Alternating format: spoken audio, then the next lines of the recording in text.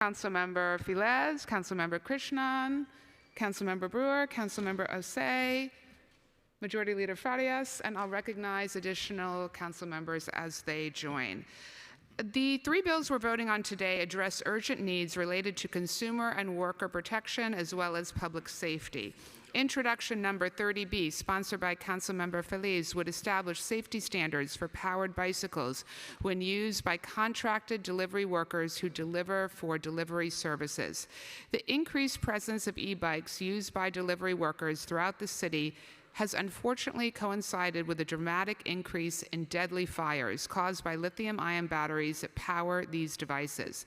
Just last week, 13 people were injured in a 5-alarm fire that tore through several Bronx homes and was caused by lithium-ion batteries that do not meet safety standards.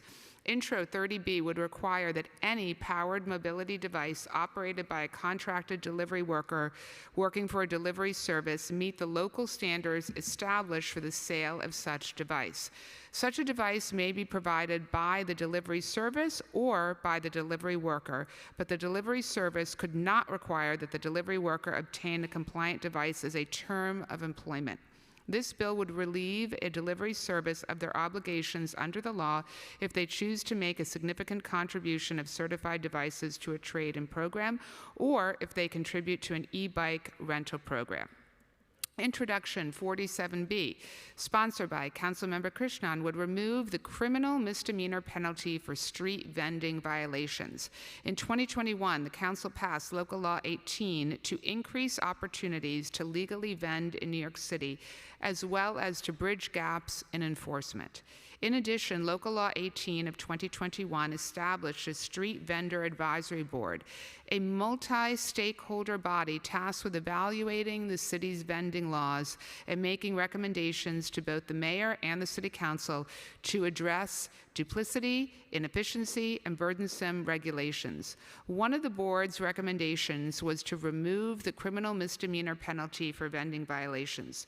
According to the Street Vendor Project and Immigration Research Initiative, 96% of street vendors are immigrants. The consequences of a criminal record for violations of vending regulations could be far-reaching for this population, particularly in this current climate. Finally, Introduction 205A, sponsored by Councilmember Hanif, would require the Department of Consumer and Worker Protection's outreach and education about fraudulent schemes committed by providers of immigration legal services to include information about common fraudulent schemes and how to avoid them, and to be conducted through specific media, including internet and subway advertisements. I now invite Councilmember Feliz to make a statement on his bill. Thank you so much, Chair Menon. Good morning, everyone. Today, we are passing historic legislation, the first in the country which will require that delivery apps provide safe e-bike batteries to their workers to ensure that we can finally conclude the fire safety crisis posed by these e-bikes. The threats posed by unsafe e-bike batteries continue to grow. This year, we've already had 116 fires due to these defective e-bike batteries. 116 fires through the end of June. This is the most amount of fires that we've ever had in the first 6 months of any year. The threat continues to grow and has shown time and time again that it will not go away on its own. Last week in the Bronx, for example, we had a 5-alarm fire caused by a defective e-bike battery, a fire that injured 15 people, including firefighters. These fires are dangerous, they're destructive, they destroy homes, they put our lives at risk, and it's a fire safety crisis that we can and must resolve. This legislation is historic, the first in the country, and the passage of this legislation will help ensure that we can finally conclude this fire safety crisis by ensuring that workers have access to safe and certified e-bikes that are not going to cause fires or not going to even explode when workers are only trying to make a living. Thank you so much, Chair Menon, and look forward to getting this to the finish line today. Great, thank you so much. And I'll now call on Councilmember Krishnan to make a statement on his bill. Thank you so much, Chair Menon. I'm Councilmember Shekhar Krishnan, representing the communities of Jackson Heights, Elmhurst, and Woodside, Queens, at a time when Senate Republicans are voting on a budget that not only cuts from Medicaid, food stamps, SNAP, but will also add 10,000 ICE agents to the federal government. I am proud that we are standing with our immigrant communities against the criminalizing of immigrants, and that starts with our street vendors.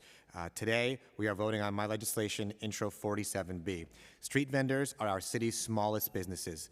They provide us coffee on our way to work, churros, tacos on a quick lunch break, and ice cream on a hot summer day.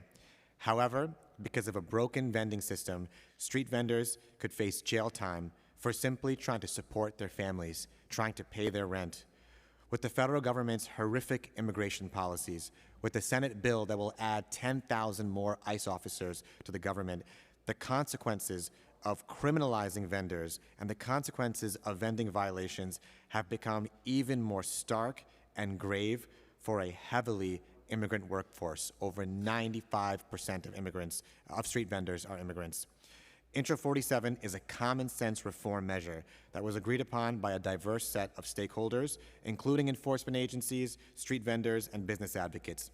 The bill supports a clear, fair, and regulated vending system by eliminating criminal liability for vendors, ensuring that our city's smallest business owners do not face jail time simply for trying to support their family, pay their rent, or pay child care.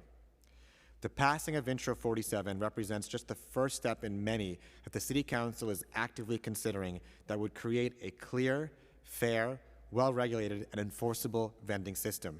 I want to again thank Speaker Adams for moving this bill forward to a vote today, Chair Menon for her support in moving this bill through the committee, and my colleagues that have signed on in support, and give a special shout out to the team at the Street Vendor Project for their tireless advocacy to reform our city's broken vending system, as well as my staff, Greg Clark in particular. I urge my colleagues to vote yes on this important piece of legislation. Thank you again, Chair. Thank you so much, and I'm now going to ask the clerk to do the roll call. Good morning, William Martin, Committee Clerk. Roll call vote, Committee on Consumer and Worker Protection. Items are coupled. Chair Menon. I proudly vote aye, and I really want to congratulate both Councilmember Feliz and Councilmember Krishnan on their bills.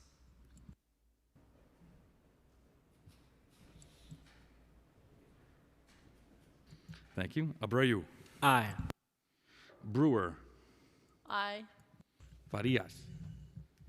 I vote aye. I want to congratulate both my colleagues on their bills, and specifically a huge congratulations to Councilmember Krishnan. We've been working as a coalition on this package, and it's really great to see one of our bills move through, especially with the decriminalization of vending and what we're trying to protect, but also safeguard and enhance for our vendors day in and day out that are serving our communities. So thank you for your advocacy and finalization of getting this through the finish line. Thank you. Krishnan. Aye. Osei. I vote aye. 1.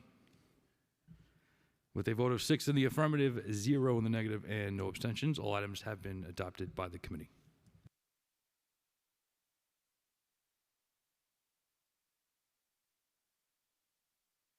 The roll will be held open at request of the chair.